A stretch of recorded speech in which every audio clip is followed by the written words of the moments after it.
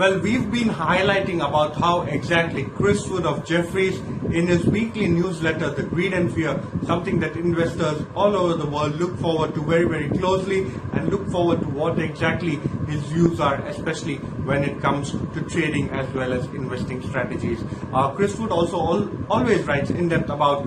the situation, especially in terms of political as well as any healthcare situation that is developing in the world, especially a situation like the COVID-19 pandemic that at this point of time has had a severe impact on both equity markets as well as lives worldwide. So what is Chris Wood saying? Chris Wood actually is saying that his view remains firmly that investors should continue to stick to the pro-cyclical trade, and this is something he believes that commodity prices will in fact rally further. He's saying that the energy stocks, the energy sector is something that is expected to see quite a bit of a rally, and that is where at this point of time he is most bullish. Remember, Chris Wood,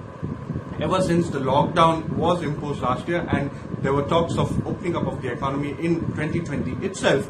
Chris Wood especially was of the firm view that it is going to be the pro-cyclical stocks or the reopen trade is something that he is looking at very, very closely. When you're talking about what exactly Chris Wood has done, he's also gone ahead and seen a recent survey of fund managers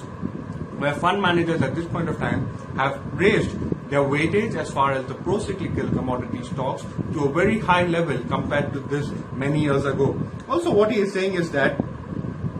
there is a significant amount of talk, especially from Beijing, when it comes to top-down commodity prices, and despite concerns that a successful revival of the Iran 2015 nuclear deal, there is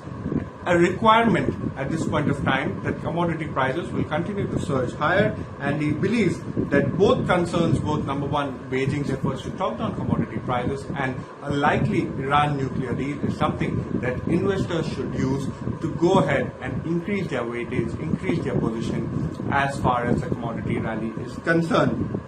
He is saying Greed and Fear's favorite macro equity trade remains short thematic profiles, like especially profitless tech as well as, and the other side is long energy and short technology, especially those that are profitless. When it comes to the Indian market at this point of time, he's sounding a little bit more optimistic compared to the last couple of newsletters. He notes that there is a significant reduction as far as the COVID-19 new additional cases are concerned. He makes a note of the fact that especially when it comes to Delhi and Mumbai, there has been a significant downside as far as the number of daily cases is concerned, and he believes that this is something that actually is quite positive as far as the Indian market is concerned. He also believes that the Indian stock market has been extremely resilient despite all the negative news flows around the COVID-19 pandemic, and again, this is something he believes is a positive signal as far as equity investments are concerned.